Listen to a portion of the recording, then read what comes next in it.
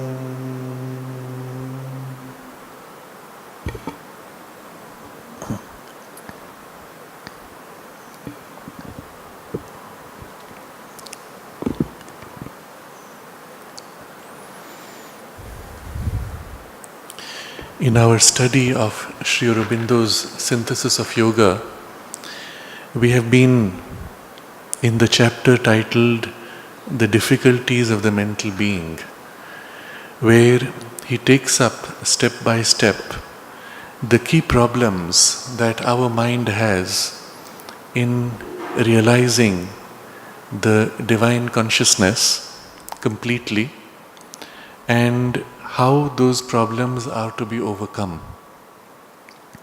In the last portion that we read last Friday, he describes the effort that the mind can make to open itself and call down the higher consciousness into it, and the finer gradations existing in the mind corresponding to those higher planes of the divine, in which the principle of those higher planes can be experienced, and being in the mental consciousness, we can experience them with our waking state and therefore in life.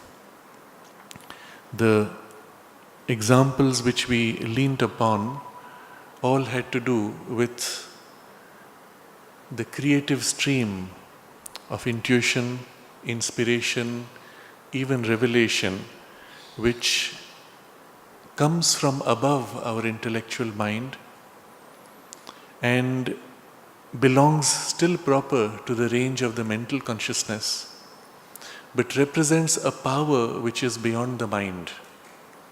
Sri Aurobindo describes the intuition as a ray of the supramental light. If the supramental consciousness is like the sun, which holds the totality of all awareness, all knowledge, all power, all consciousness as a single one whole, like the sun, a projection of it, which is not infinite, but puts out the quality of the sun, the light and substance of the sun, but into a single finite ray. That is the nature of the intuitive consciousness within us. For the mind as it is, to receive the supramental would not be possible, because the mind is an instrument of pieces, of finiteness, and something infinite entering it would shatter. As if you were to take a mud pot and invoke into it the entire ocean, well, the pot will shatter. It cannot contain. But what can be done is this ray of the sun, the light of the supermind in its finite self-representation, the part of it put out like the touch of a finger reaching out, that can enter, that can be held in the mind, but on a grade which is not yet fully developed in the human consciousness, but which can be developed and in which we can live with full waking awareness and therefore in life. So such is one example of the higher diviner planes and powers as represented in the mental consciousness, to which we can open, and eventually as they stream into us, they transform into their nature our whole waking existence. This is where we had paused, and in the next paragraph, Sri Aurobindo describes what happens then. When our mind has thus developed the capacity to in fact experience things of the ranges beyond mind through this means, through their equivalent representations in the mind, at that point we can experience the divine consciousness more completely, more truly.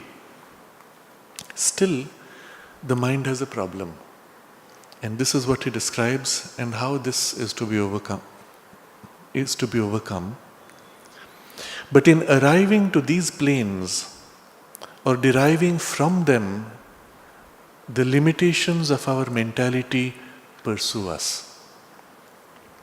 In the first place, the mind is an inveterate divider of the indivisible, and its whole nature is to dwell on one thing at a time to the exclusion of others, or to stress it to the subordination of others. Thus, in approaching Satchitananda, it will dwell on its aspect, and it discusses one aspect or the other or the other. And so this is the difficulty which now remains in the mind's working. So far, he has taken up one by one various difficulties and found means to overcome them. And so we have reached a stage in the practice, if we follow this sequence, that we are able to glimpse things of the higher ranges, including open to an experience of the Satchitananda. And at that point, this aspect of the mind's difficulty comes up, that it is an inveterate divider of the invisible, of the indivisible. And its whole nature is to dwell on one thing at a time, or to stress one thing at a time. Now this is going to the very foundation of the mind's working. The earlier difficulties of the mind which were discussed were more peripheral.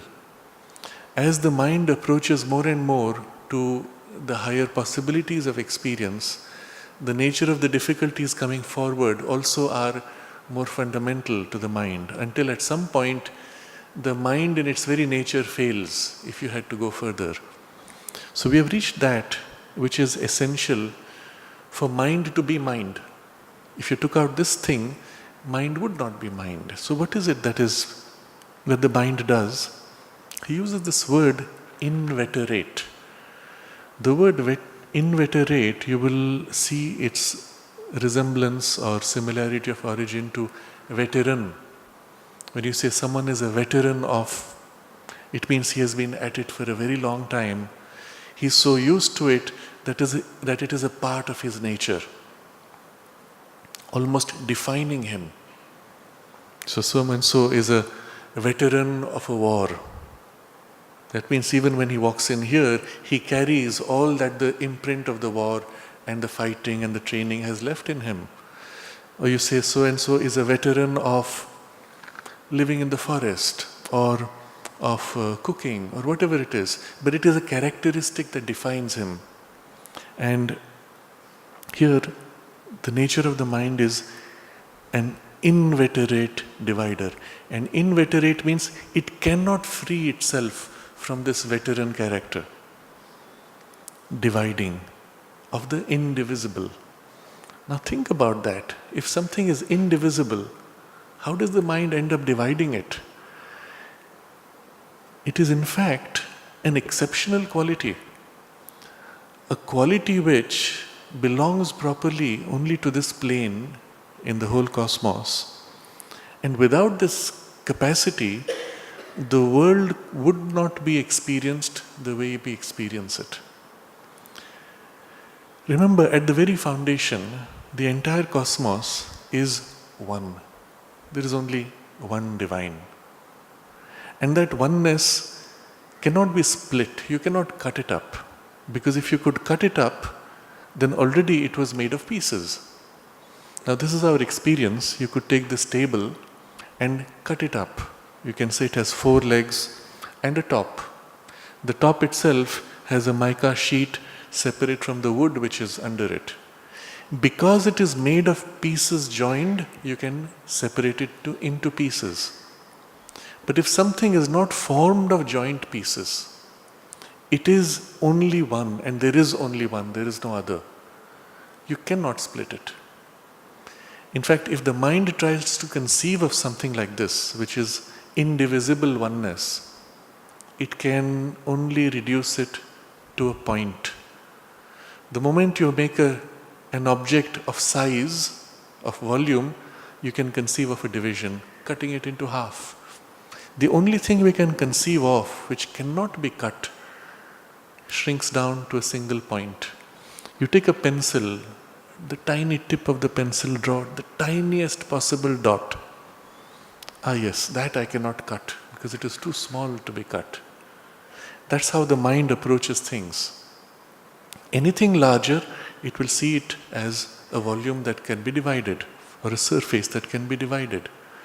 But the essential consciousness, the originating consciousness, being only one, cannot be divided. And so when the mind approaches it, it can only conceive of it as a point. So you will see when artists represent the divine in various ways, if they want to represent the essentiality of the divine, often it becomes a point of light. But the divine in its essence is in the point, and the light is its radiance extending into the world. Or when we conceive of the journey to the realization of the divine, the image we have is of climbing up the peak of a mountain, where all that is spread wide narrows down into that tiniest indivisible point at the top. And it's only when you have reached that you have reached the highest. That's how the mind conceives of it. Or it can conceive of it as something without form.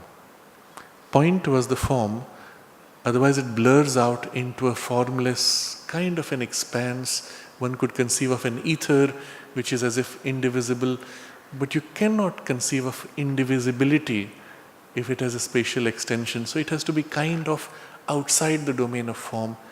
That's where the mind stops again. This is an innate limitation of the mind. It cuts.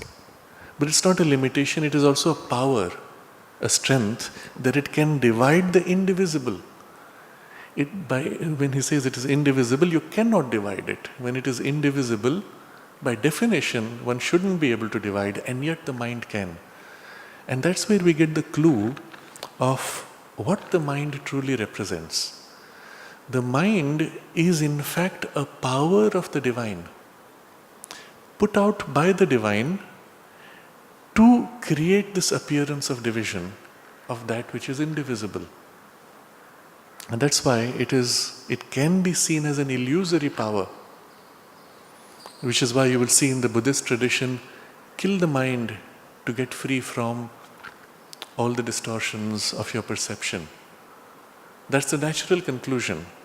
In the Vedantic, nihilistic Vedantic tradition, the world is seen to be an illusion created by the mind. Not just your mind, but cosmic mind, because there is a mind beyond your own little narrow awareness of it.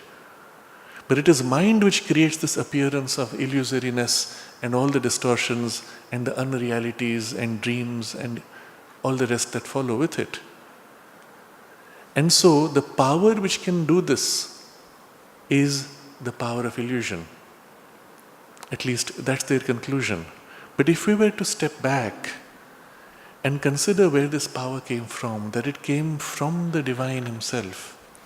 In his own awareness of himself, he puts out this miraculous ability to divide himself in appearance And not just divide into two, divide into innumerably, into infinity of infinitesimals unendingly. In the Life Divine, Sri Aurobindo describes this power of the mind. He says it has a double side to its power.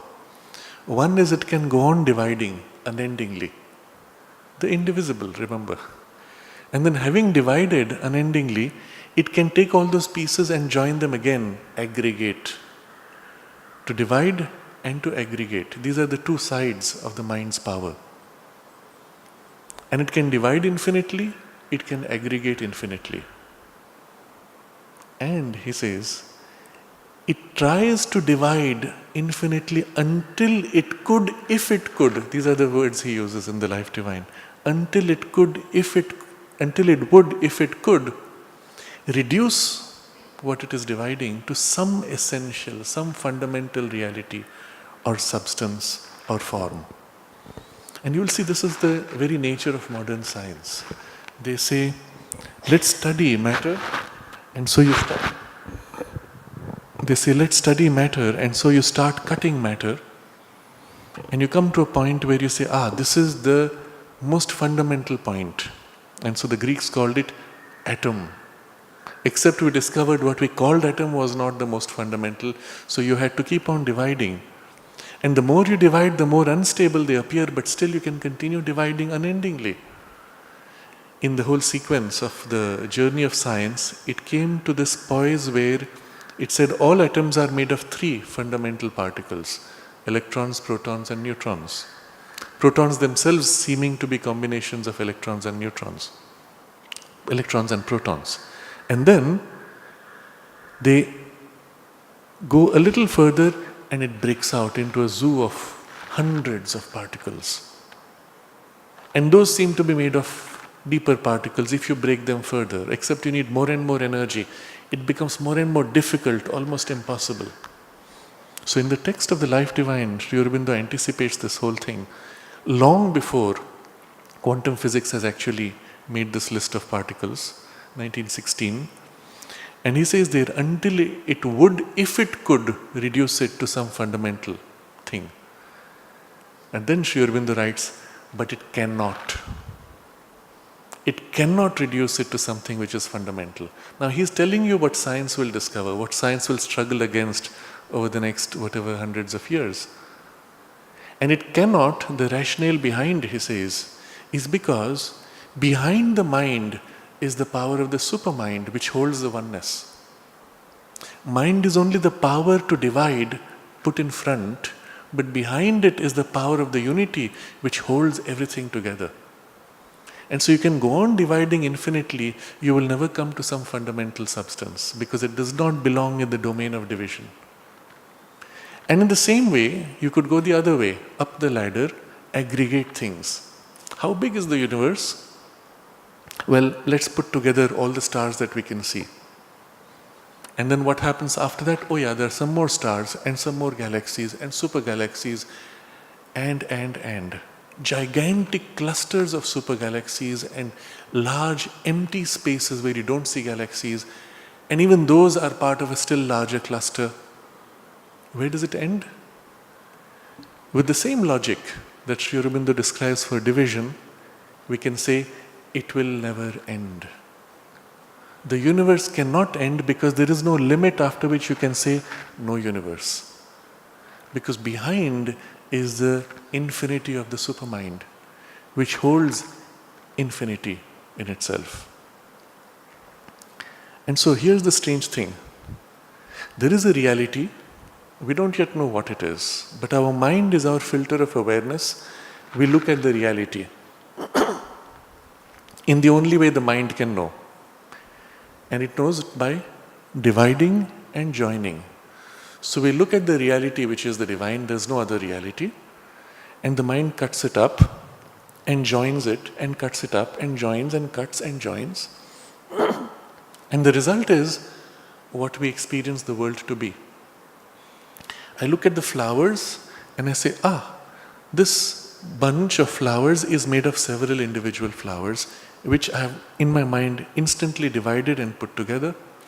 Each of the flowers is made of petals, I have divided and put together.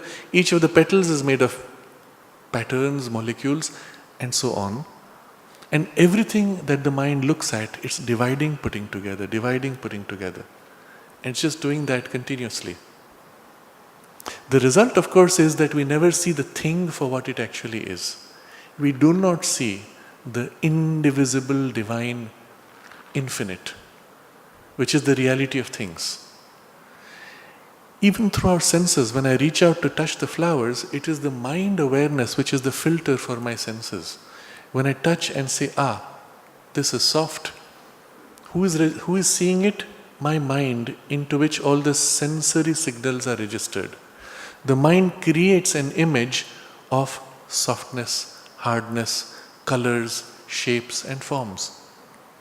And so my whole experience of the world is taking place in my mental consciousness, formed by the mind's perception within its power of division and aggregation, bound to this power.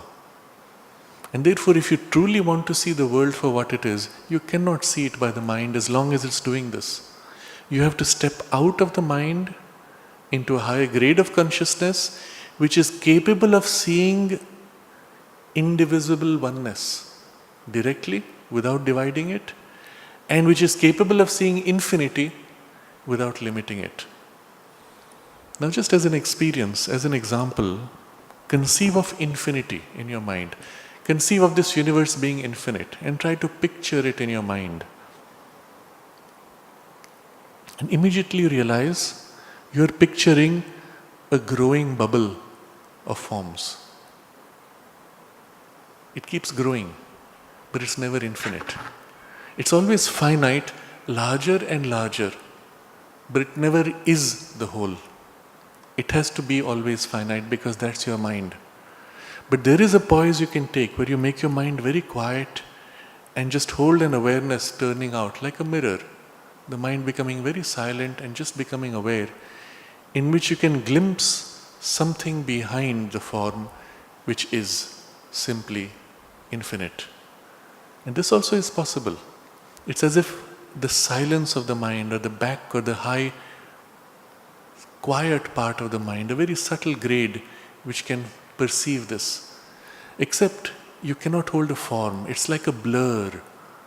An infinity, but a blur.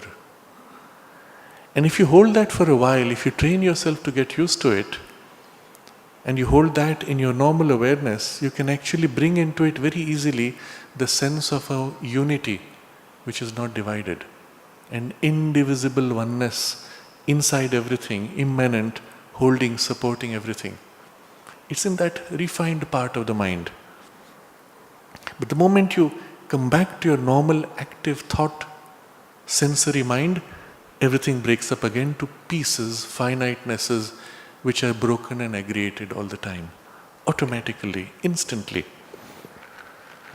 So, in the mind itself, both these abilities, both these powers or these two aspects are organized, we see in the brain, in the left brain and right brain.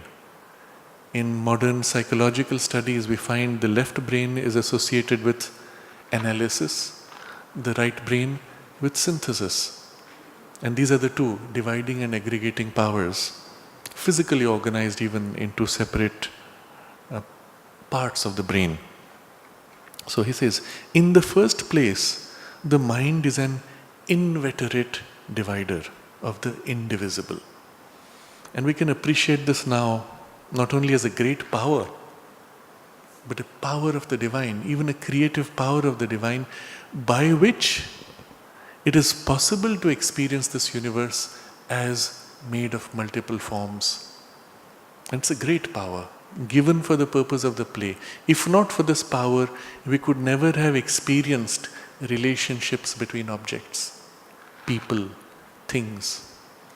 The nature of the play of the divine, of the play of multiplicity, the Leela, where so many different beings and so many different forms, so many forces and objects can have a complex unfolding drama, would not be possible if not for this power of division. So we respect it now for what it is, know it even as a divine power. But in our current mental state, it's our limitation. We want now to be able to pass through this to some higher capacity in which we can hold the oneness without losing the capacity to play in the multiplicity. So, first problem is this inveterate divider of the indivisible. And its whole nature, because that's the habit now, once you have the habit of dividing and aggregating, its whole nature is to dwell on one thing at a time to the exclusion of others.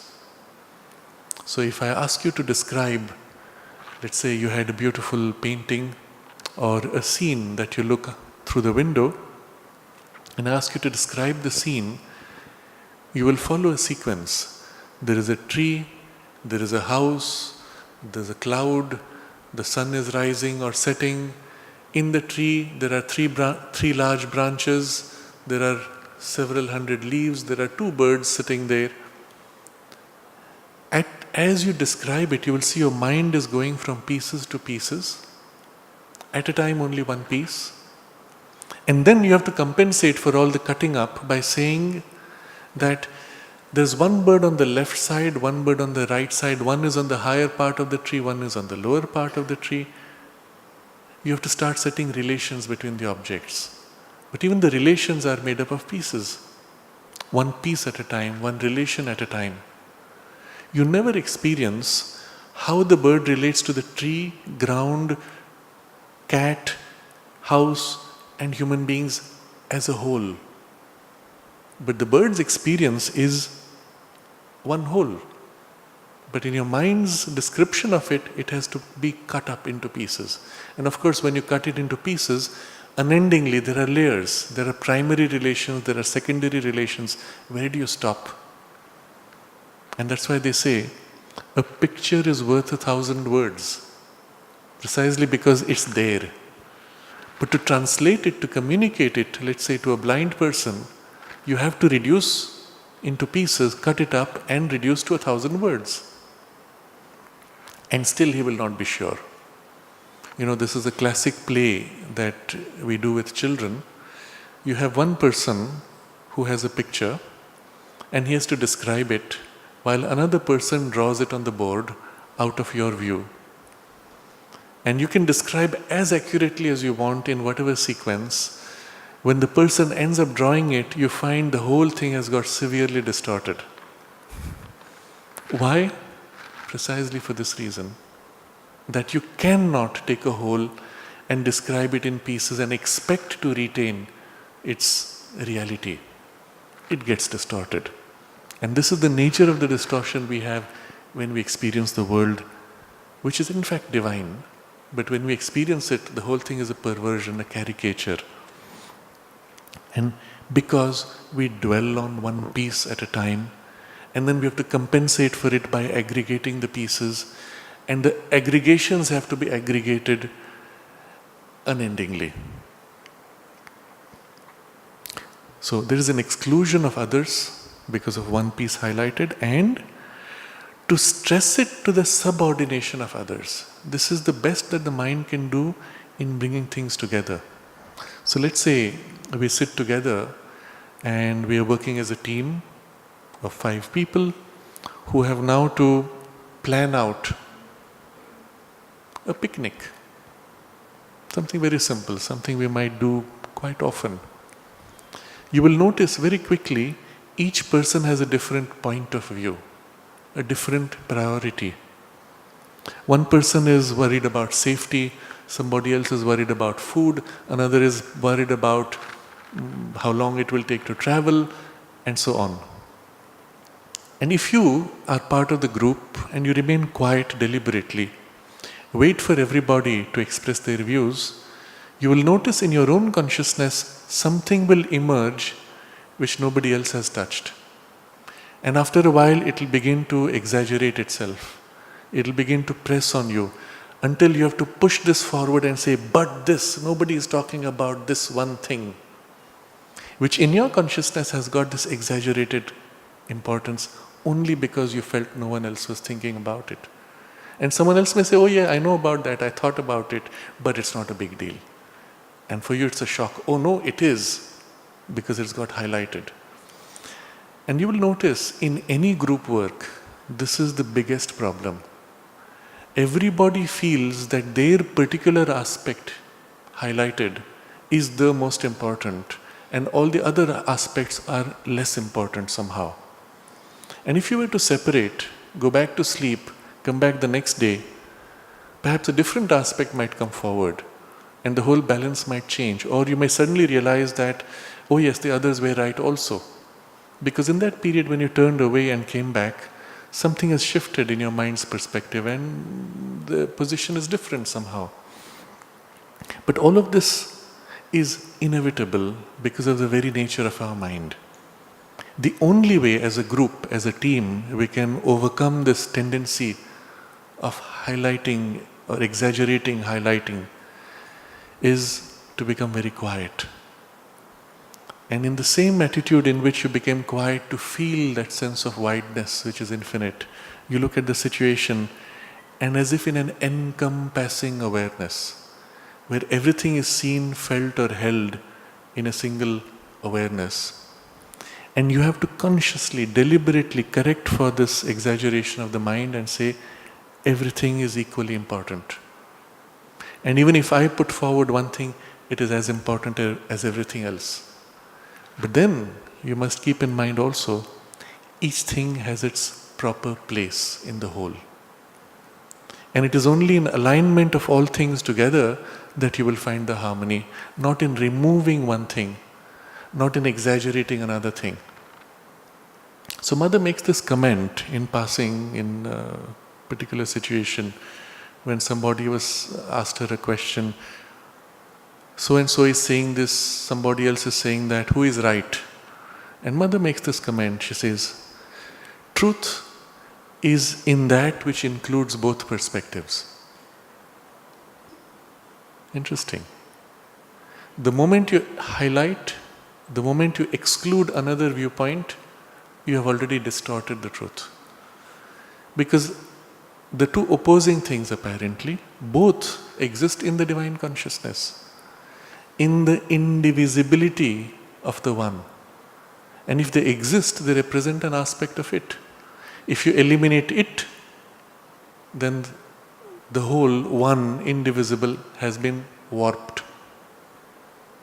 Truth is that which is more aligned to the whole, and it includes every viewpoint. But in that inclusiveness, it naturally sees all things in the larger context. No exaggerated highlighting, no distortion, no exclusion of anything. So as a first step, you will notice in the crudest functioning of the mind, it picks one thing, excluding everything else.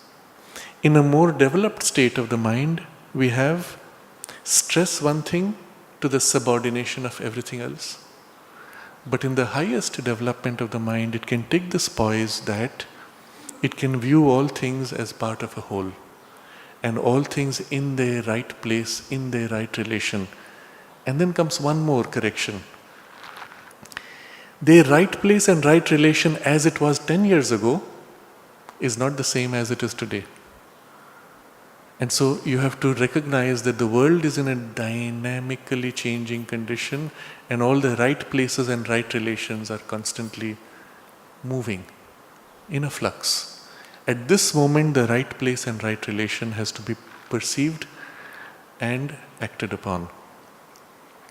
So when you can train your mind to function like this, you will realize that actually your mind has been taught to become very quiet and as if reflect something else which is able to hold the unity of things and see more deeply. And that's when the mind becomes a true instrument of that from which the mind is created, from which it emerges for the purpose of division. And at that point, the mind is an instrument to express through words, through forms, that underlying unity which you perceive and sense on a deeper or higher level. And that is its proper role. But since we are evolving, first we reach mind, and so the full clash of divisions emerges, and then we rise above mind and subordinate mind to it, and that's when things begin to fall increasingly into harmony. The error of the modern age is to attempt to harmonize by the action of a rigid logic, of rationality.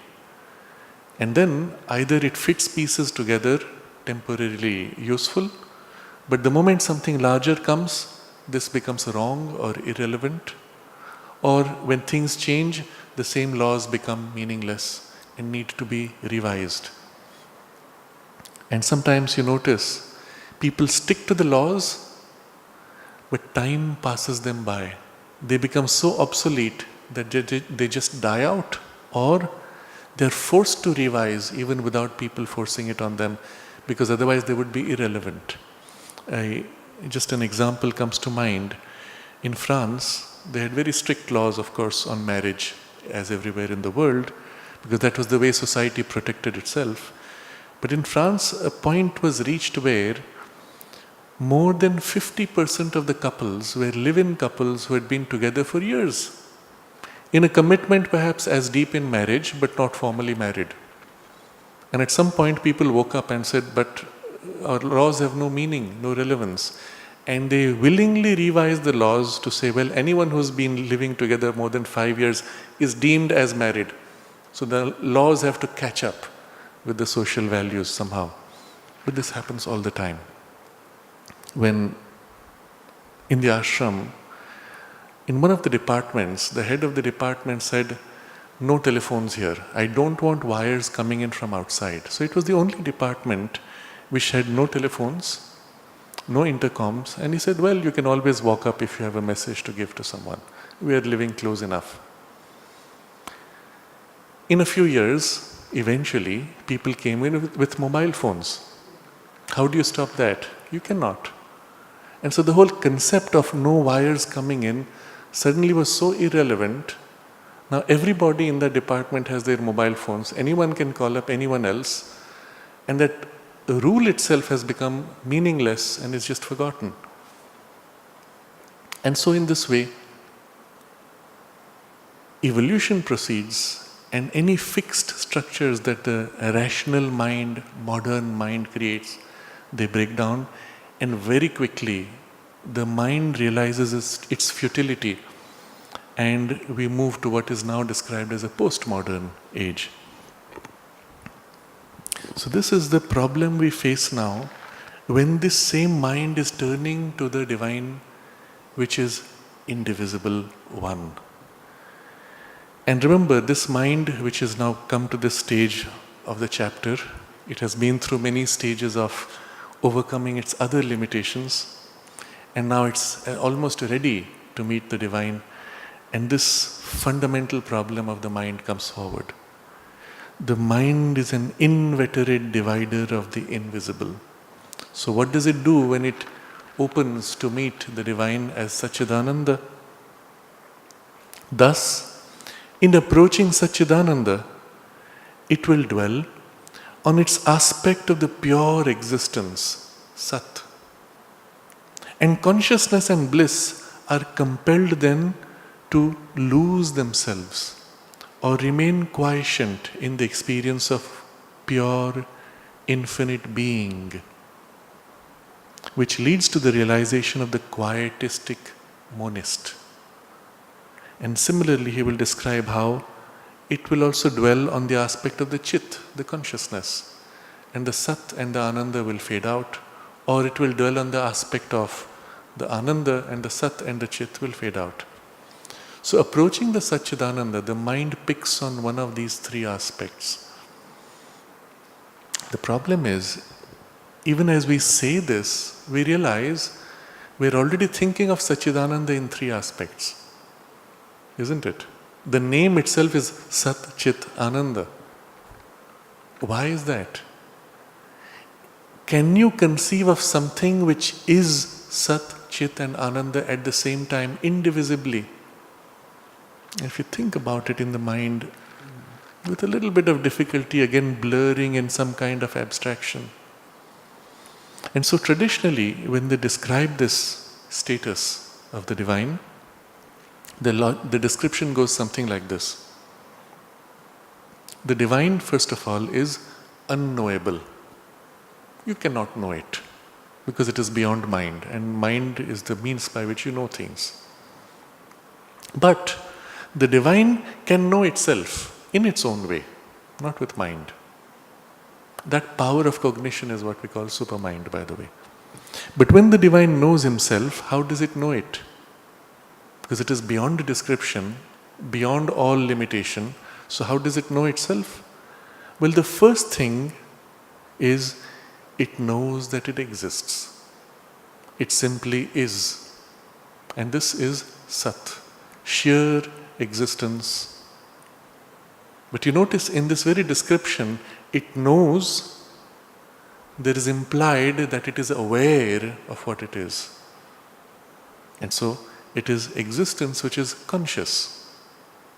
It's not existence which is conscious, it is consciousness which is existent. Or it is existence which is consciousness. They are not different things.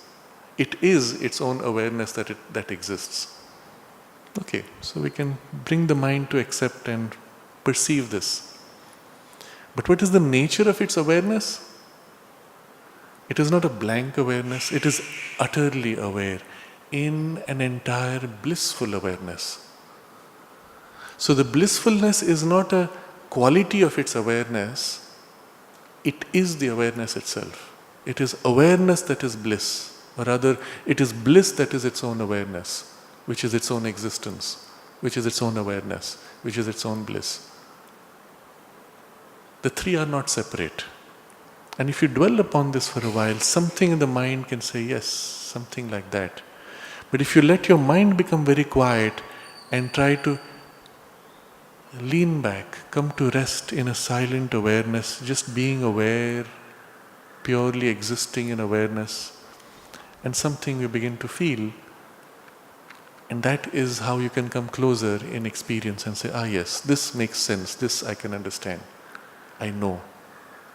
Of course, the full Satchitananda will be something much more, of which this can be treated at best as a first entry, a first touch. So you have something unknowable which knows itself as existing in a blissful awareness. That's all you can say. But already in this very description, because it's mind, it has had to break it down into three aspects. And this is the reason why we speak of Sat, Chit and Ananda separately. But when we want to speak of that one consciousness, we join the three words. We don't say Sat and Chit and Ananda, we say Satchitananda. One, whole, indivisibly. But still, when you approach it in experience, one of these aspects is what you will meet first. And automatically, because it's your mind's awareness registering, there has to be this sense of one stressed, the other subordinated or excluded. And so the first he describes is the Sat, experience of pure, infinite being. I am that I am. As Moses is told when he asks the burning bush, who are you? I am that I am. Simply am, being, infinite, pure existence. And the Sat, the Chit and Ananda, the consciousness and the bliss, are compelled. He uses the word compelled because that's how the mind works. It forces all those things out. Compelled then to lose themselves or remain quiescent in the experience of pure, infinite being. Which leads to the realization of the quietistic monist. And this is the yogi who says that is all that is the reality.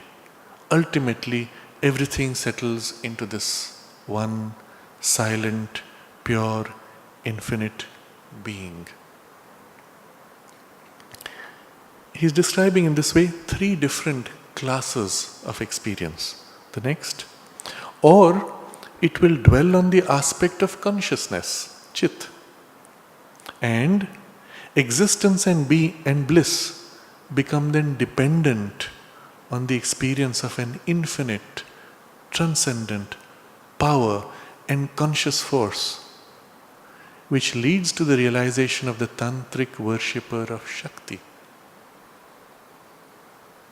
And so in this aspect, it is the consciousness, but consciousness is also power of awareness. And in this intensity of the power that is experienced, somehow the being and the bliss, they recede. Because you're overwhelmed by this gigantic, not only world-filling, but world-transcending energy, which is utterly conscious force. This is in fact very close to the approach of modern science. As it goes deeper into the nature of matter, it comes to the recognition that all matter is really energy. Not only that, between forms of matter, there seems to be an ocean of energy. They speak now of what is described as the quantum foam, as if everywhere there's a kind of a foam of energy with subtle, almost unreal, they call virtual particles appearing and disappearing at each moment everywhere. And somehow they combine to form stable particles, which are the things we see, all the rest is foam. But what is driving all this seething, bubbling foam of virtual particles? Because they're not virtual, they're interacting with you all the time. They're not unreal, they're just unstable. What is driving all that? A huge energy. And the nature of that energy is such that you cannot cross below a certain threshold. And so it's called 0 point energy, meaning if you remove everything else, what remains is a humongous ocean of energy. How much? Now here's the interesting part. If you start calculating at a given point in space, any arbitrary point, every possible frequency of energy is passing through. From the finest, fastest vibrations to the slowest, gigantic, almost infinite in wavelength vibrations, all are simultaneously present. What is the total sum of their energy? Here's the problem: infinite. And you cannot do physics with infinity. All your equations become infinite plus infinite divided by infinite minus infinite multiplied by infinite. Means nothing. No, it's not physics anymore. So what do? In quantum physics, there is a line where they say we cut off anything lower than this, cut off anything higher than this. And so you create a cut up reality which is then finite. And with that cut up finite reality, what you find is the energy in this tiny cubic space, 1 cubic centimeter of empty space, the energy passing through is so humongous that if you turned it into heat, all the oceans of the earth would evaporate instantly. And this is empty space. Nothing in it. And so they call it 0 point. When you go down all the way, the base level is this humongous infinite energy. Actually it's infinite, but you have to cut it up to make it finite. You can see how the mind needs to deal with reality by cutting up if it has to manage it in its formulae, in its terms. But actually the recognition is that it's infinite, but since we can't deal with it, we do this cutting. And so the 0 point energy is an infinite ocean of energy. Because of that infinite ocean that's passing right through, a little bit of the foam that appears and which coagulates to form stable movements, we have the appearance of what we call particles and atoms and molecules, and all the objects we see here are built from that. Our own bodies are built from that. So from the perspective of quantum mechanics, right here is this infinite humongous energy, and the tiny bit of foam, so to say, floating on the surface of the infinite ocean is what we experience as our reality of the world, this physical world. Unstable, always changing, fickle, almost superficial compared to the humongous energy. You will recall the line in Savitri where Sri Aurobindo describes this vision, of course, from Ashwapati's experience, not science's perspective. He describes the universe and he says, from Ashwapati's vision, seeing this enormous energy, this universe, he says, became the small result of a stupendous force. And actually this stupendous force is there. What we're seeing is a very tiny result of it. What else is it doing? Maybe much more, which is beyond our vision, beyond our capacity to see, beyond our capacity to know, beyond our cognition, perhaps. Because it knows what it is doing. And if you look at the universe like this, it is this huge energy. And this is the perspective of the tantric worshipper of energy, capital E. Because she's conscious energy. It's not just a mechanical energy. Where did it come from? Why is it behaving the way it does? Because it is conscious. She, the one who builds the universes, is the one who builds you, is the one who is also within you. And so, rather than fighting in your life for your little survival needs, the right thing would be to open yourself and submit yourself to her. Give yourself to her and ask her to lead you, ask her to carry you. And she, being more wise than you, because she has formed this whole universe, she knows it intimately as she knows you intimately, she can do much more than you can, even with the best of your capacities. And so this becomes the approach of the Tantra, conscious self-surrender to the Divine Mother, which is the essence of the approach of Tantra. So this is the other aspect of the vision. If you compare the quietistic monistic realization, this is almost like the opposite. If you place the two next to each other, one would be the poise of he and as the Lord, and the other would be the poise of the she as his power. But in fact, it's one Satchitananda. If you compared this with the scientific worldview, then you could describe the monistic viewpoint as the closer to the old Newtonian perspective of science. The whole universe is one gigantic empty space into which somehow these little particles have come together and clustered. But actually the bulk of it is just empty space. Post-quantum mechanics, the whole universe is one gigantic ocean of energy, and a tiny surface part of it is the foam that we call this universe. And you can see how the two are so different, and yet they're just aspects of the same.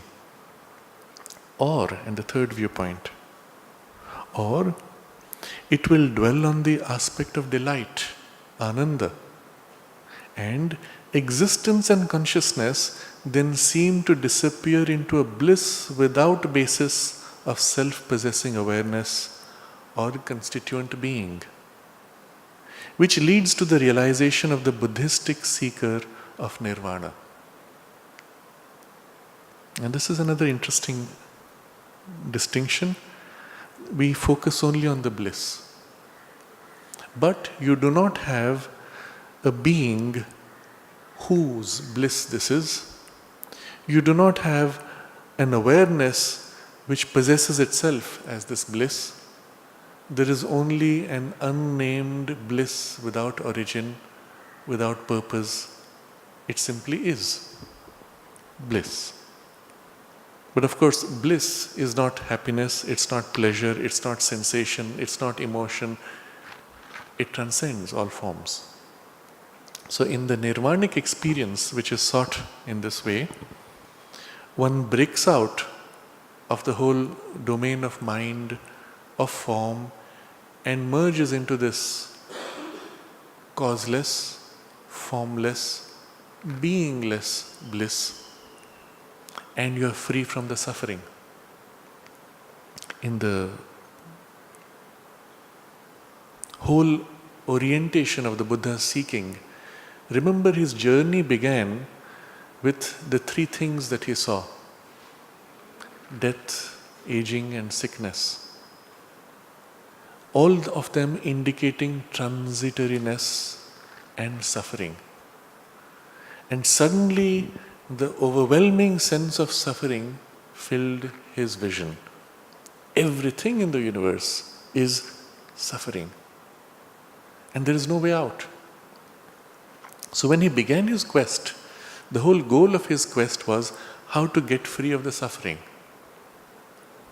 In his practice, in his pursuit, he went and studied under the greatest yogis of his time. And so all the yogic techniques and methods of mind mastery, of mastering oneself, even mastering the occult forces, all of these were given to him to whatever extent. And after all that he had done, the question remained, how am I free from suffering? I can do so much more, I am so much more powerful, so much more effective, I can be free of it in my consciousness, but still the suffering exists. What do you do with that? And so he pursued this one-pointed focus on getting free of suffering. And remember, in his whole approach, the goal was not fulfilling life, realizing the divine, manifesting the divine. None of these were relevant. Only getting free of suffering. And what he came back with through his experience was what he described as the shortest way to get free of suffering. The most direct, shortest, fastest way to get free of suffering. And that is get out of the whole evolutionary process. To stay in suffering, to stay in the evolution, you might go through a process where eventually you might get out of suffering, but it will not be the fastest, it will not be the shortest way. Getting out of the whole system itself into the dissolution of the ego and the dissolution of all form of separateness by the extinction of the mind itself, you have this remaining, the bliss without person, without consciousness, and suffering is extinguished once and for all. That's the reason why when he was asked, is there God? He kept silent. Now this, the modern Buddhist will say, was his refusal of the concept of God. But if you think about it, he could have said no. He didn't say no, because there is God. He kept silent because it has no relevance to his purpose and his teaching. And the sense of God here is irrelevant when you have this bliss without a being who holds the bliss, or a consciousness which knows itself as blissful. You knock those out, what is left? You don't have any term for God. And so the term is an-atma, no atman, no self. And as a result, in the modern discourse, we have people in the Buddhist tradition who speak of non-self, no self, and in the Vedantic tradition who speak of self-realization, and the self as blissful also. In the vocabulary they are opposite. If you go all the way to the realization of the Absolute, you end up with the same one Absolute, because there are no two Absolutes. But how you approach is as if drastically different. In the Shankarite approach, and Shankara came just after that, and part of his mission was as if to drive out the Buddhism, because it went contrary to the whole foundation of the Vedic life affirmation. Sri Aurobindo observes, Shankara could do what he did because he became half a Buddhist. In that, he accepted the basic premise that there was something wrong with the world. And there was suffering, but in his view then, suffering itself was an illusion, because the world was an illusion. The underlying reality was not suffering. So he dealt with the same problem in a different way, bringing it a step closer in alignment to the Vedic tradition of life affirmation and even divinization of life. But in order to be able to counter what was at that point a powerful imprint of withdrawal from life, he had to accept the principle of withdrawal from life, and life as a domain of suffering, but of illusion, of suffering. And so there is a similarity even as there is a contradiction. And subsequently there are other great teachers who come as if to correct for this exaggeration. Mother makes this observation in one of her conversations where she says, the Buddha came to establish in the evolution the possibility of getting out of evolution. But that was such a powerful experience because it was the whole based on the realization of the Absolute that it became an overcorrection, an exaggerated experience, and a correction of that overcorrection was necessary. And you will see in one of the messages she gives, she puts the place of Sri Aurobindo in this way. He says, Sri Aurobindo came to teach the world that it is not necessary to abandon life to realize the divine. Literally, she places that as the priority, that it's not necessary to abandon the life, you can realize the divine in life. And so there's this completely opposite position taken up. Of course, Sri Aurobindo is much more than that, but this is the correction which she puts, for which she places Sri Aurobindo, and the place of the Kalki avatar is correcting for this exaggerated overcorrection, let's say, which came with the Buddhist experience. But if you see the place of these experiences, they are all complementary among themselves. The quietistic monist, concentrating on the Sat, the Tantric worshipper of energy, concentrating on the Chit, and the Buddhist seeker of Nirvana, concentrating on the Ananda, in exclusion to each other. And if the three experiences could somehow come together, but if the mind is approaching, they cannot. And the problem is when you approach through the mind's awareness, and you have no other way to approach except through your mind's awareness initially. As you approach, even if you transcend your mind to some degree, the first imprint of whatever you have related to is so powerful, so overwhelming, as you can see in our descriptions before. The energy is so humongous. It is so overwhelming that everything else rapidly fades out.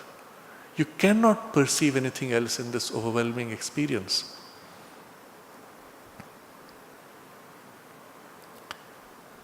So this is the problem of the inveterate divider of the indivisible, when it approaches the indivisible. Or, one more variation, or it will dwell on some aspect of Satchitananda which comes to the mind from the supramental knowledge, will, or love. And then the infinite impersonal aspect of Satchitananda is almost or quite lost in the experience of the deity, capital D, which leads to the realizations of the various religions and to the possession of some supernal world or divine status of the human soul in relation to God. And this is a whole new class of experiences. And it's a category in which you can have many variations. He mentions particularly the aspect of knowledge, will, or love. What they do though, because these are much more narrow aspects, the sense of the impersonal aspect of Satchitananda, we saw this as a cosmic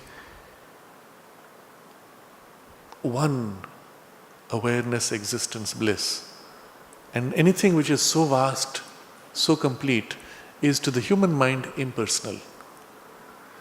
When you say personality, by definition for us it means something narrow, reduced, accessible, with whom you can have a relation.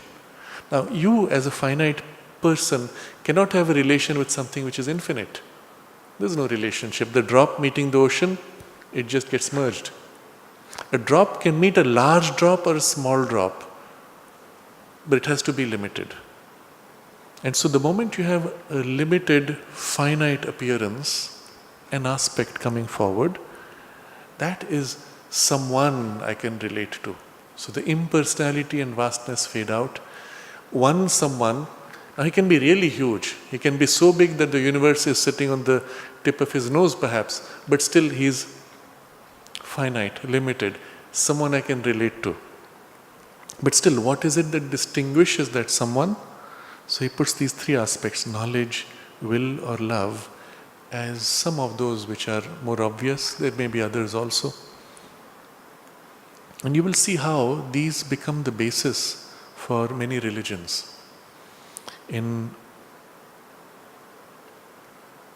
If you look at some of the religions in the Middle East, particularly the traditional of Islam, it relates to God with the sense of authority of God, a law that is imposed by God, which you have to follow, and the sense of the will of God imposing itself on its creation, driving creation, making everything happen, that is the most highlighted. If you even go into the contents of the verses, it will say things like, nothing moves without the will of God, it is the will of God which makes everything happen, and so on. And if you do not submit to the will of God, then of course you're going contrary and you go into breakdown, hell, or whatever form that takes. But if you submit to the will of God, then you're aligned to the whole movement of God's process in evolution and you go into heaven. And you can see how the mind can very quickly reduce these to other forms which turn God into a bit of a despot who punishes you, rewards you, and so on. But you will see these types of things as distortions of the fundamental principle of looking at the aspect of the divine will as it compels everything. Or the other side would be the divine love. And then suddenly the whole world is an expression of the divine love. And your relationship with the divine is one of love, not of will, and not of the fear of not from the fear of God's imposition or the will that you have to obey. There is a very interesting aphorism of Sri Aurobindo where he compares these two approaches. I'm not sure if I will be able to get it here. But he says something like this, that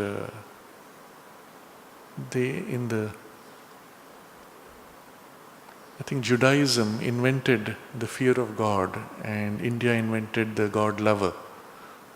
Something like that, if I had to paraphrase.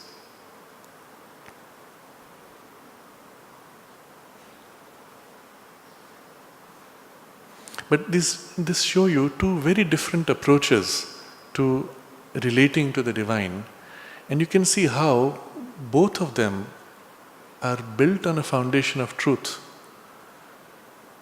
And yet that one aspect becomes so overwhelming, it excludes everything else. Here it is. In the list of aphorisms, thoughts and aphorisms, it is 413.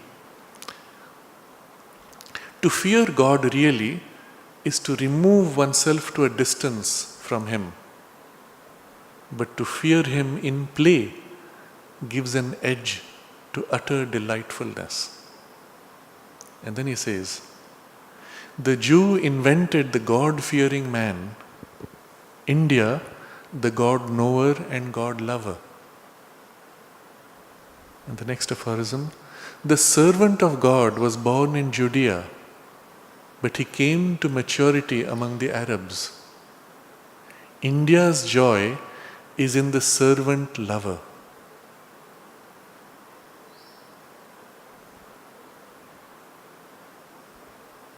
There are many other which build on these ideas, but you get a sense of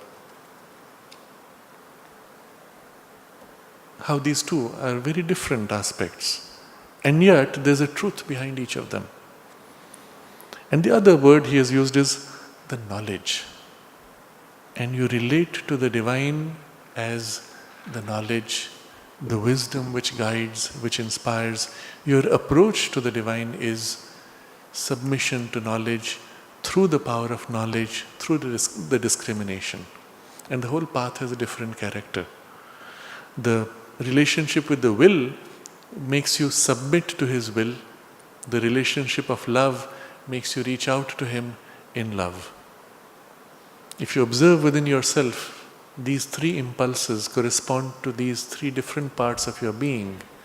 Your mind turning in knowledge, your heart turning in love, and your actions turning in submission of your will, which form the basis of the three paths of Jnana Yoga, Bhakti Yoga, and Karma Yoga, the way of knowledge, the way of love, and the way of works. And in all these, the relationship with the divine is of this person, deity. And so, all the religions you will find ultimately relate to the divine in terms of some personality which comes in the tradition. In Christianity, it's interesting to see how, because there is much more documentation of the variations of the traditions, you see how repeatedly there are breaks branching out. Not all of them accepted by the church, which is more a political institution, but in their experience branching out because precisely they touch on some other aspect, on some other facet of the relationship with the divine. In one of the lesser known groups, we have what are called Quakers. The name itself, people who quake, they fear God so much that they shiver in fear.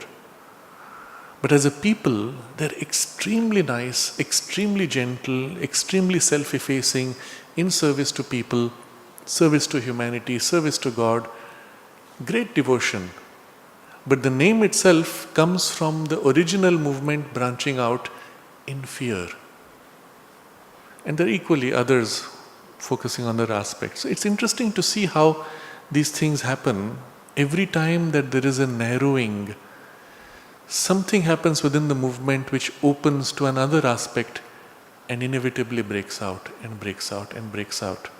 Until if you looked at the whole of humanity and all the religions existing, it's as if they try to embrace God from all the different aspects, all the different facets. Except they cannot, because remember, mind can go on dividing infinitely, but at least the attempt is made. And the result is the religions and the possession of some supernal world or divine status of the human soul in relation to God. So the moment you have this God and human and the relation, you have obviously variations in the relations and then an ideal status of the relationship. So each tradition describes its relationship and the peak of what it represents.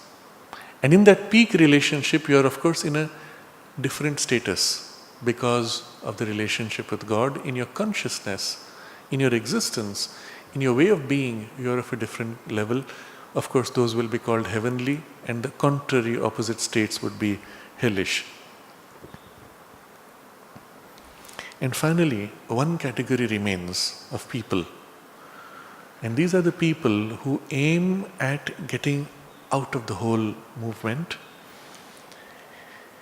in extinction completely. And for them, this perception or this awareness of finer gradations in the mind which open out to the divine powers, this can serve a different purpose, he says. And for those whose object is to depart any whither from cosmic existence, this is enough. This being any one of these aspects that the mind can open to of the Satchitananda, however narrow, any one aspect is good enough. Why? He says, since they are able by the mind's emergence into or seizure upon any one of these principles or aspects to effect through status in the divine planes of their mentality or the possession of them by their waking state, this desired transit. It's a complex sentence because in one single grasp, he is describing many possibilities. Sri Aurobindo, writing from a consciousness which itself sees the oneness, lives in the oneness, and articulates the oneness, through mind, has always to give you a complete picture. He never leaves it fragmented. A simple question like, is there free will? Is there fate? Now you could simply answer with a yes or no. Sri Aurobindo will write 3 pages. Because the reality is, yes, there is free will, yes, there is fate, and there is a complex entanglement between these, depending on the levels of consciousness, depending on the different aspects, depending on the different ways at which you look at the question. And if you live in a consciousness which sees all this, well, you can't say yes or no. If a child asks a question which involves the complexity of life, where you have had to make a compromise, you did something which is not simply yes or no. As a parent, you tell your children you should not lie, but the child catches you lying in a very difficult situation. He says, why did you lie? How can you answer that? You say, well, it's a very complex situation. You will understand when you grow up. What else can you say? Or you can try to explain to him all the different issues involved and why it was almost impossible for you to have spoken the truth, and what were the compulsions that you felt squeezed by, and give the full picture, which of course means explaining so many things which the child has no idea about. And so you have to start from scratch. And that's what Sri Aurobindo does on a simple question like this. So Amal Kiran, who was a brilliant intellect, after reading all that Sri Aurobindo has written, studying extensively all the texts, he said, I still don't have my answer. So he goes up to the mother and says, Mother, I've read everything that Sri Aurobindo has said on fate and free will.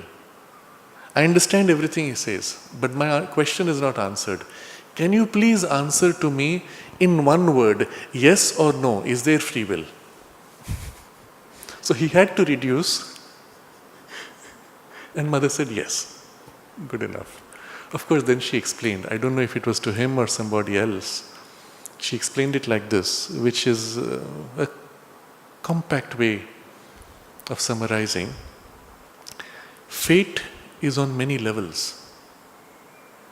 Depending on the consciousness on which you live, you have a different fate. If you live in this consciousness where you're driven by your anxiety, by your desires, by your instincts, by your reactions, well, this is the inevitable fate. You shift up one level, you live by some higher standard, some greater inner freedom, you have a different fate, and so on, at each level. Very simply stated, and immediately the mind can recognize this. Of course, you could ask why it is so. And then Sri Aurobindo's 3 pages will explain to you the whole mechanism of the thing. But the idea being, how did we get to this?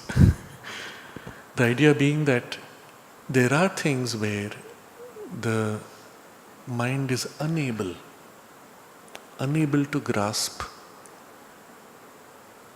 does not have a full understanding unless you show all the different sides.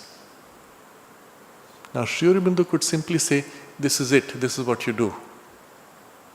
It would be very useful for those for whom that way is useful. But Sri Aurobindo is seeing in his consciousness, humanity is multifaceted. Nature, he is seeing, in humanity, working through the human species, is opening out all the different facets of possibilities. And so if he has to write something which is going to be useful for everybody, then he has to give a picture of the path which is all-inclusive, which contains all the different facets of the way, a complete roadmap. You could say, here is one path, everyone follow this. Except it would not be, first of all, an integral path, and following it would not lead to an integral experience, and so on. Since this is an integral yoga, well, it must recognize we ourselves are not one narrow piece and type. Although we have a predominant aspect or type in our nature, we have all the other facets, less emphasized, but they are there. And if the whole of our nature is to be taken up for transformation, then all those needs are also included. And so in one single expression, he takes in all the different types of human natures, but also different facets within ourselves. And so he has to describe always a complete picture, which makes sometimes that his sentences become a little complex. He could say this or this or this or this, and the text would become 10 times larger. So he folds often many different variations into a single sentence. So in this sentence, for those who want to depart from cosmic existence, this is enough, since they are able to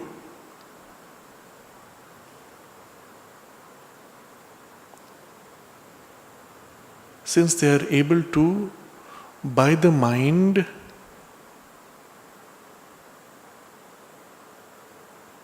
make this desired transit. This is the sentence. Now within this, what does the mind do for the transit? And what is the process used? There are 2 variations on each.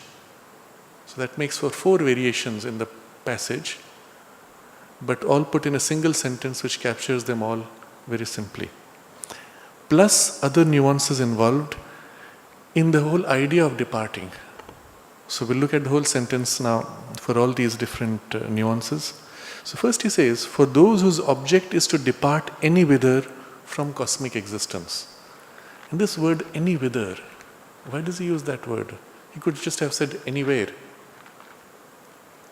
Problem with the word anywhere is that anywhere refers to another location. Here is the space in which we will play. You can play anywhere. So anywhere is any location. But you want to get out of cosmic existence. You cannot speak of that as anywhere, because where belongs within existence. So how do you describe anywhere outside existence? There is no word for it. And yet there is a word which comes closest. Any, instead of where, he uses whither. Now this is a particular use which belongs to an old form of English, and Sri Aurobindo, being a master of most of the European languages, he goes to the very root of the words. And so whither has the sense of, I don't know where, whither dost thou go? Meaning, among all the places, where is it that you're going? The sense is not a location, but the questioning in a non-locality. So when you say any whither, it has the sense of going out of the domain which is where into something which you cannot describe. You do not know, almost like a questioning, unknowable. So going out into the unknowable, that's the sense of the any whither. You see how precisely he picks the word. And for those whose object is to depart any whither from cosmic existence. This is enough. This meaning any of these 1 aspects you've got. You don't care which aspect. What do you do with that aspect? Since they are able, by the mind's emergence into or seizure upon any one of these principles or aspects, to effect this desired transit. So there are 2 things now, 2 methods. You catch this aspect and immerse your mind into it. So you have an experience, let's say an experience of the cosmic energy, the creative energy, and you have this realization of the chit, of the Satchitananda, and you dwell on it so much in concentration in your awareness that you lose yourself, dissolve into it, and cease to be. So this is the emergence into. Or another way, or seizure upon. And this is a different approach. Here you seize on this energy and use it as a one-pointed way to haul yourself out, to throw yourself out from the limited existence in which you live. The 2 different aspects. In terms of a personal quest and experience, 2 different kinds of effort. And both of these could be applied to anything. The first one is more close to the movement of surrender in the heart. The second one is more natural for those driven by will and personal effort, wanting to do it on their own. And there are both types of sadhakas. So it includes two types of human nature. So by the mind's emergence into or seizure upon any one of these principles or aspects, through status in the divine planes of their mentality or possession by them of their waking state. Now this is the other double side of the process. Which is the part in you that is doing this emergence? Obviously not your body. You can't say, with my mind I concentrate and my body dissolves into the infinite energy. No, that's not going to happen. You can't say my life force dissolves into it. You might experience it partially, but it will still remain because it's tied to the body. Your mind, and perhaps the rational part of the mind, it's too separated, too divided to be even able to approach this experience. So it is only in some refined part of the mind, and in particular in the status in the divine planes of the mentality which was referred to earlier. So you concentrate yourself in that poise of the mind's awareness. The secret is this: to be able to concentrate, draw all of your awareness into that poise, and through that, like a slit, like a gap, reach out to the all or the dissolution or whatever it is that you seek to do. So, through status in the divine planes of their mentality, or the possession by them of their waking state. So, you hold this awareness and link it to your waking state, and so you possess through this slit that higher consciousness in your waking state. And thus, you concentrate and intensify for the purpose of departing. And of course, if you're doing it in your waking state, you will depart when you shed the body. In the first case, when you do this emergence or concentration on that plane, you can even exit while the body is alive, and then the body may remain in a state of trance, cataleptic trance, samadhi, or whatever, as we have discussed in one of the earlier classes, where many yogis or saints chose to have their body placed in samadhi and entered into the poise or dissolution of consciousness of whatever they sought while alive in the body. And the practical result often is that the body does not decay as long as they choose to keep some link with it. Recently, they discovered, I think in Mongolia, the body of a monk which was encased in a pot. And on opening it, of course the archaeologists are a different breed, they found the body has not decayed. It is semi-dried, but it looks almost alive, still having a certain glow. But there's no heartbeat, no movement obviously, no function. And the other monks of the monastery said, this is a man who is in cataleptic trance, he's still alive. And the archaeological report says no bodily function, he is dead. Except he doesn't look dead. Interesting. And the pot is at least several centuries old. If they had some deeper sensitivity, they might have sensed the presence, but there are many more cases like this in India, of course, where people revere those pots precisely because through that form there is a link to whatever consciousness they represent. And this is the whole point of the samadhi. It was a similar process that was retained in the mummification in Egypt also. In the original tradition, they only mummified some of the great spiritual beings, not just anybody. And so sometimes with them, the things they used were also kept because it was seen that something of their consciousness was alive or was retained for that purpose. So this would be one form in which you were to enter in samadhi and merge. The other would be you hold that poise in a waking consciousness in your activity until the body drops and then you merge, whichever. So for those who want to depart any whither, this one aspect you catch is enough. What about for the rest of us? But the sadhaka of the integral yoga has to harmonize all so that they may become a plenary and equal unity of the full realization of the Satchitananda.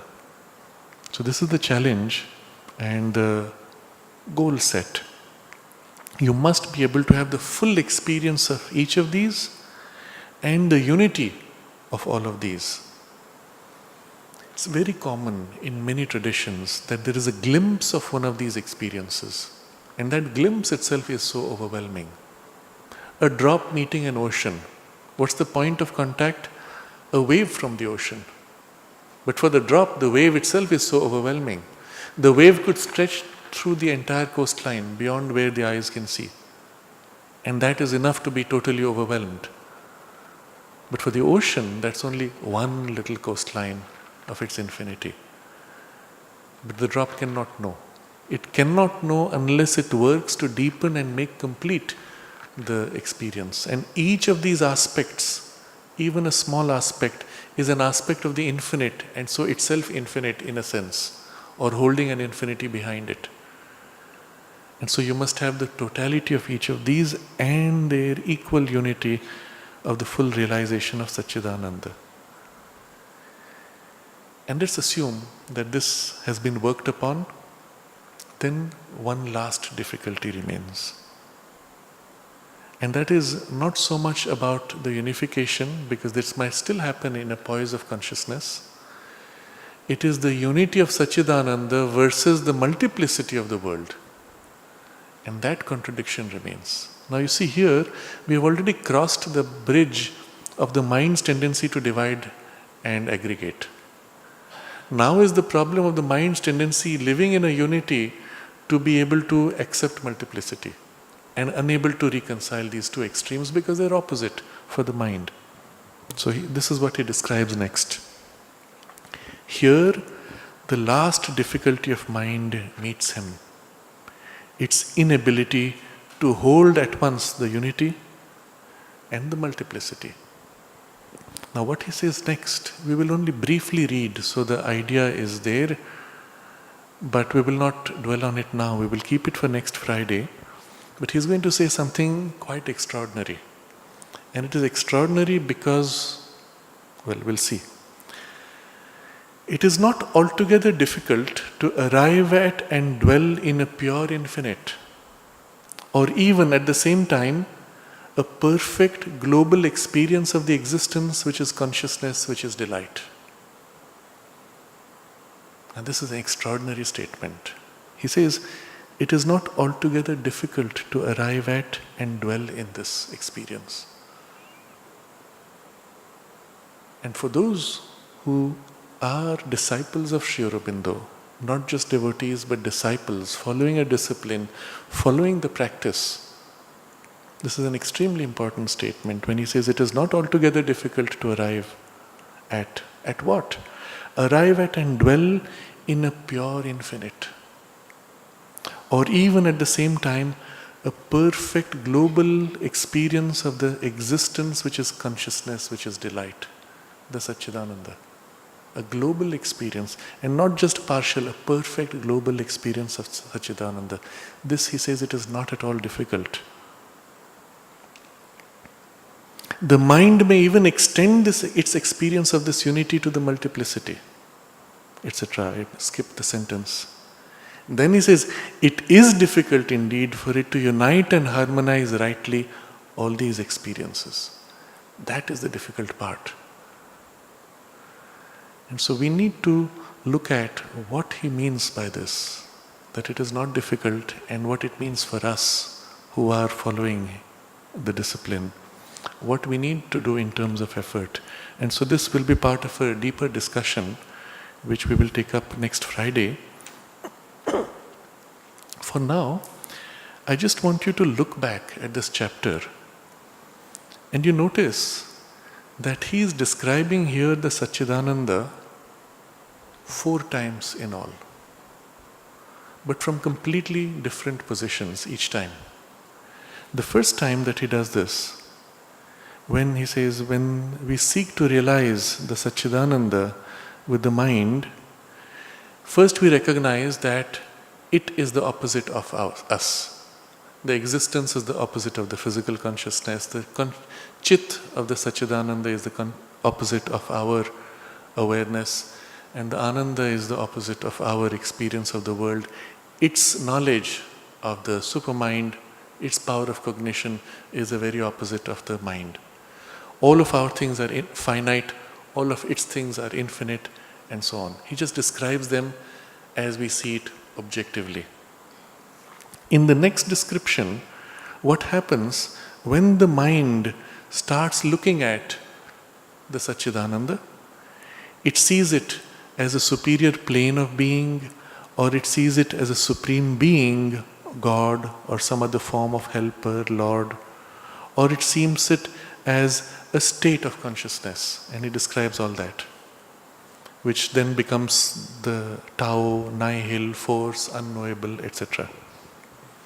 And then when the mind now begins to enter the experience and have the experience of it through the mind's power of knowing, then it experiences what Sat becomes, what Chit becomes, what Ananda becomes, but the gap separating these. And that's the third time he repeats the description of Satchitananda as an experience from within the mind with the gap.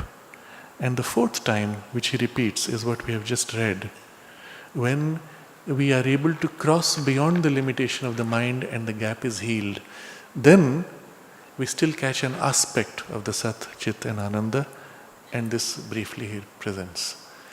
So looking through the whole sequence and description in the chapter, he is describing our own relation with the divine at 4 different levels in the journey, and on each of these levels how it appears to us, and it becomes a compendium of all the possible experiences of the human relationship with the divine, all the different traditions, all the vocabularies, all the terms used across traditions, and all the facets of the experience are mapped out.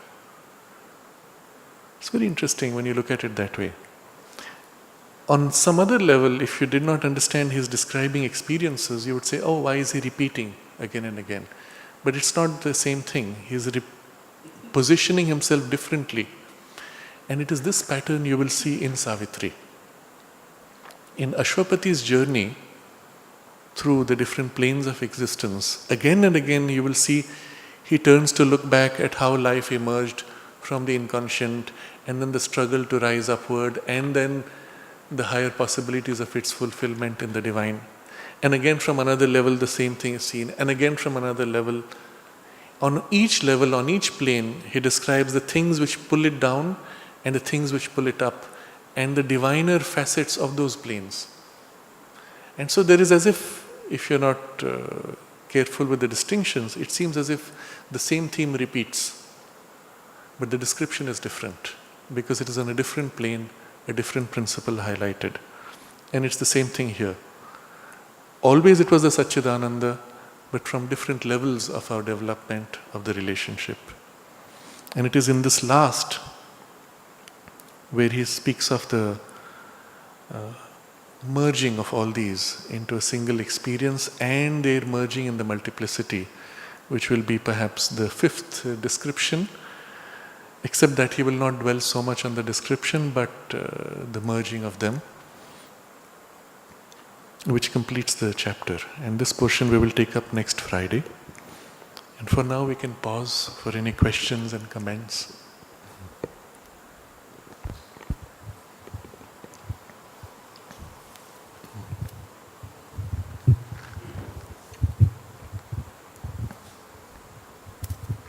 I guess it's just a general comment or a question really based on your experience. The comment of Sri Aurobindo's about the ease with which this experience of infinite bliss and can be attained and experienced. It sounds pretty mighty to me, and I can well imagine the great teachers you've had in the ashram, people like Pandit, they would have had this maybe. But is it so easy for mere mortals like the rest of us? I just want your experience of, are these great people floating around everywhere that have this mighty experience? It's a question which we have to meet again and again. How easy is it really? And I can only refer to two answers that the mother gave in this connection. In the first case, it was a child who asked the mother something like this: "Mother, why does the divine make it so difficult for us to realize him?" And the mother says something like this, I'm paraphrasing, but something like this, that since everything is essentially divine and the divine is present in all things, your question has no meaning.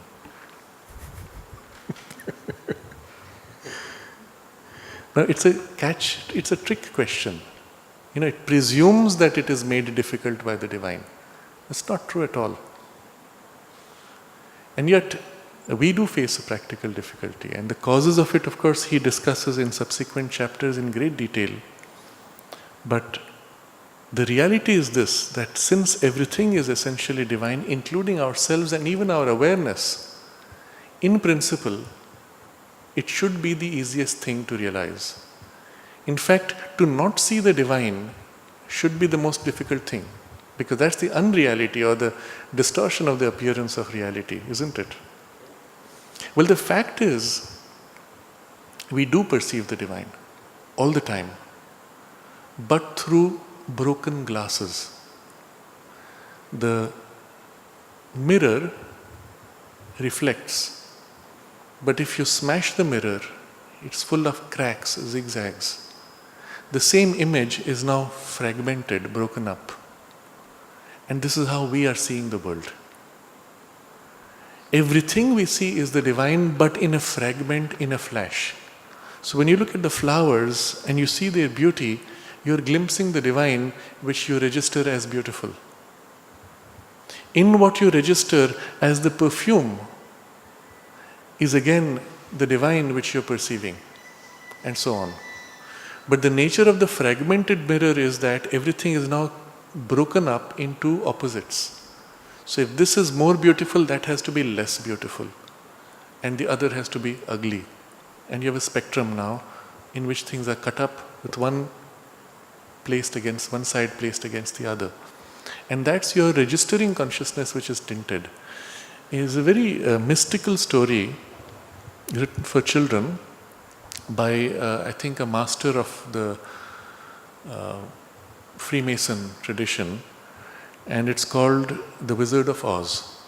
I think most of you would have heard of it, or if not, do see the movie for the symbolism. And the mother, when the movie was shown here, she actually gave a detailed note on the symbolism of what the persons in the movie represented. But that's an indication. She expects you to then to go deeper into the whole story.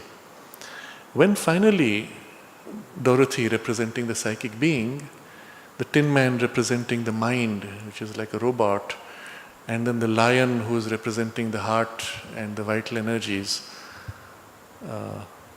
and who's the third? The scarecrow, which is scarecrow is the mind and the robot is the body.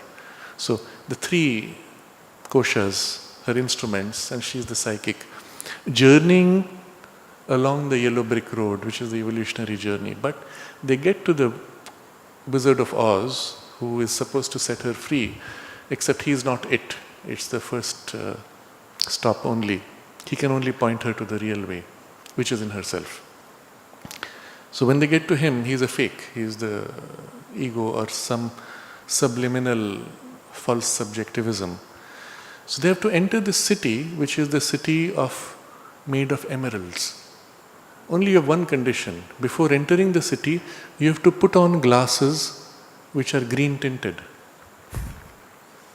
So when you put on the green tinted glasses and enter the city, everything looks green and made of emerald. You see, this is the condition of our mind. Our mind has tinted because of its fragmentation, and so we are actually seeing the divine, but in its fragmented aspect. If somehow we can make the fragmented mind clear and still and become very quiet until it becomes a mirror, then you will reflect the divine as it actually is. And that would be your first contact, not yet the whole thing. The nature of the actual journey is that you grow from small to deeper to more complete contact. The first step is your key, and that's very easy. All you need to do is become very quiet until you begin to glimpse it. It's as simple as that, actually.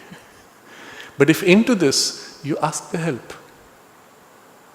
and the mother gives you the first glimpse, the experience, and helps you to deepen, then the rest of the journey also becomes much more easy. Again, this is the first side of the thing I gave with that story. The second side is from a second reply of the mother. When somebody asks her, how long does it take to attain self-realization? And she does not reply in her view. She quotes Ramakrishna Paramahansa, and she says, Ramakrishna Paramahansa says that if you have a weak power of concentration, then it takes you 3 days. If you have a somewhat developed power of concentration, it takes you 3 hours. And if you have a very powerful concentration, it takes you 3 minutes. Now she's saying that obviously because she accepts that as an explanation. Of course, she would have presented it differently, which might be beyond their capacity to understand, so she doesn't say it. But if you think about it in this way, and all of us, let's assume, have a very weak power of concentration. Ramana Maharshi himself attained in 3 days. But the key here is really the power of concentration. To put your attention in a one-pointed concentration on that which you seek to realize, and to hold that attention. And if you can hold it sustained for 3 days, well, you have got it. Then there might be further deepening and completing of the experience, but already you would have the first contact with the self, if you could sustain that for 3 days. As it is now, we are dedicating ourselves with full concentration through our senses, either on our work or our desires or whatever distracts us in the moment. All that is necessary is to turn that concentration in a one-pointed focus. And even if you don't sustain it for 3 days, if you can sustain it for a few minutes every day, or if you can extend that by a certain turn of the heart, because the concentration can be of the mind or from the heart, or of the energies even, then you can hold it for a much longer duration while you do your daily things. So this brings me to the third example, which is the story narrated to me by a saintly person, head of a group in Gujarat. It was in Ahmedabad, I think. I was taken to an ashram of a certain local saint, and I was surprised to see that they had about 30 members, all living in a regular house. Each one had their own room. Maybe they shared, I don't know. Each one was working in some activity in the city. One of them was the vice chancellor of the university in the city. So, elite in many ways. But they were all living very simply, totally dedicated to their spiritual life, in the same house with their guru. And I was made to meet the guru. He was a very jolly young man, cheerful fellow. And he said to me, "Oh, you are from Sri Aurobindo Ashram. I went there once and I learnt a very great lesson when I went there." And then he narrated his story. So he had come to the ashram, he was taken around and saw all the wonderful things. And then he said, "But how do you do yoga? As far as I understand, your sadhana, your spiritual growth will be only when you serve your teacher.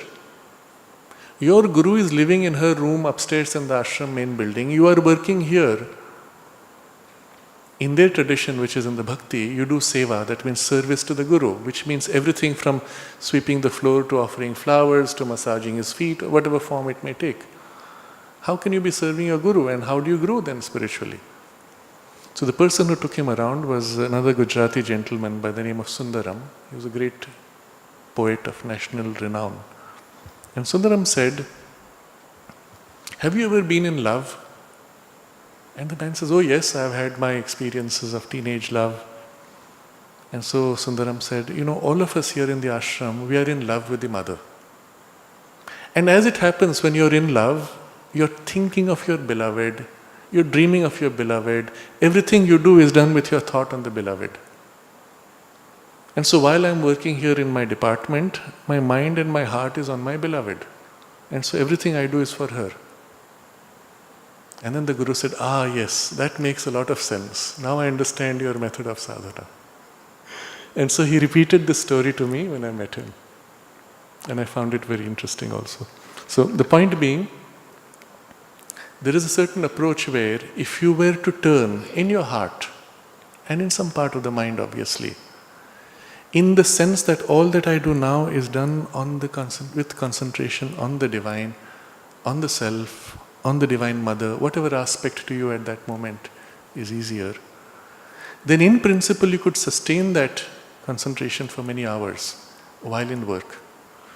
But the key would still be the full focus and the self-giving fully into that effort. When done in this way, yes, one can have a breakthrough very quickly. When assisted by the divine Shakti in this effort, then it can happen even more quickly. And the practical result when one takes that form, you find in Sri Aurobindo's letters, when he points to one of the sadhaks in the ashram who came as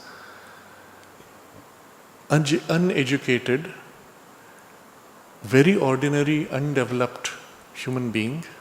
All he knew was to play the tabla. And after coming here, within 2 years, he was expressing skills of a master artist. And another young man who also had obviously no special skill when he came, in about 2 years after coming to the ashram, he was spouting poetry, music, singing, playing an instrument, and he developed some great literary skills, and all of a brilliant grade. And Sri Aurobindo points to those examples to Nirodha and says, these are the examples of what the yoga force can do. On their part, the effort that was made, what was it? Again, I'll come back to one last story. This was narrated by somebody who had met one of the earliest sadhaks. This was the time when Sri Aurobindo used to live in what was then called the library house, which is now the room where the stamps collection is kept. And he met Sri Aurobindo before 1926, before Sri Aurobindo withdrew. And Sri Aurobindo asked him a few questions. Obviously, he had come to follow Sri Aurobindo in the discipline. And then very quietly, Sri Aurobindo said to him, though there is no formal initiation, you are accepted. That is a very important point. Second, he walked over to the window, looked out, and then called this new disciple and pointed to a set of flower pots which had been washed and kept in the sun to dry. He pointed to that and said, you must become like this. Very symbolic.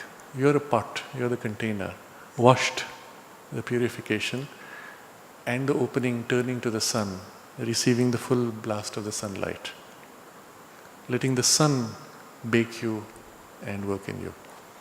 And so the condition is you open yourself in that purity to Sri Aurobindo and the Mother and consciously invoke their action in your heart, in your mind, in your life energies.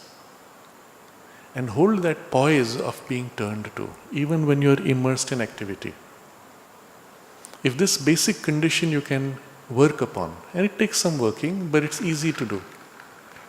If this you can work upon, to the extent that you are able to do this, you will experience the action of their force and their consciousness within you. And increasingly then the yoga will build from that point on. It's a kind of a bootstrapping process. And so yes, the answer would be yes, it is as easy as that.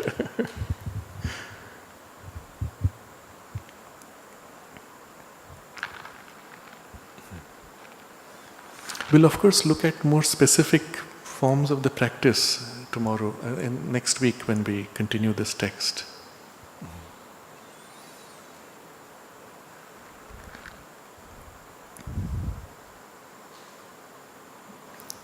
But in my comment, I would like to highlight this fact that, in fact, it is easy. And the belief that it is difficult is your enemy.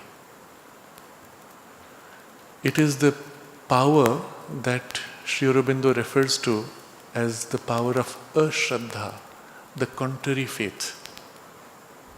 And that unfortunately is very infectious and in the current circumstances of the world very dominant. The shraddha is the deep-rooted conviction of the truth of what it is that you know. The faith, the innate knowledge of the soul. That's how Sri Aurobindo defines faith. Ashraddha is the contrary knowledge, but which is convincing. So I'm convinced that I cannot do this. And when you have that conviction, that is your faith, you become what you have faith in. And so you cannot do it. As an example, under hypnosis, all of us could be made to do things which we cannot normally do. In stage hypnosis, they will often take somebody at random from the audience, ordinary, not strong, like any of us. We are not bodybuilding gym experts, okay? So you take somebody like that, put them under hypnotic trance, and then say, now your body is rigid. Then you place the head on one chair, the feet on another chair, nothing supporting you below, and the person stays rigid. And the hypnotist then stands or sits on his stomach and he's able to hold the full weight. The same person you pull out of hypnosis and you say, now you're free of the hypnosis, do the same thing. They cannot. You cannot. I cannot. But both of us can under hypnosis. And what does that say about your actual capacity? That in fact our body is capable of far more than we are convinced, or rather what we are hypnotized to believe in our incapacity. You see? And this is the same thing also in the spiritual experience. I've seen so many examples of people who were given a glimpse and they said, oh wow, it lasted for a while, and then they turned away and chased after all the old habitual tendencies, not catching it to build upon it, or even dismissing it and saying, oh, maybe I was a little disoriented. Because the first perception of the sense of Brahman may have a disorienting sense, because you suddenly lose your narrow little eye and you touch something which is almost infinite, so you feel like your body might lose balance. And so I must have got giddy, my blood pressure must have gone high, and you shake yourself out of it. And you're normal and everything is fine. But the glimpse itself was given as easily as that.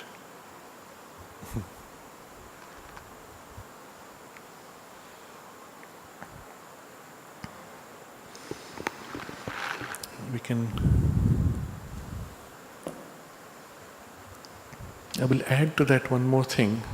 I would have wanted to say all these things next time, but when you read Sri Aurobindo in this way, and particularly if you pause while reading to internalize what you read, you will feel actually the imprint of the experience, and he gives it to you. And that can often be a very simple starting point. You read, you hold, but you internalize, and then you immerse into it. And that's how you cultivate and nourish the experience and help it to grow in you. And that's where the familiarity with the experience is so valuable. When done in this way, in a regular practice, the familiarity grows until it becomes now natural and effortless. And then it becomes permanent.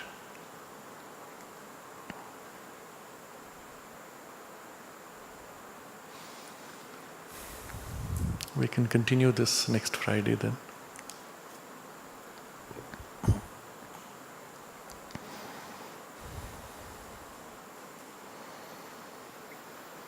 Oh.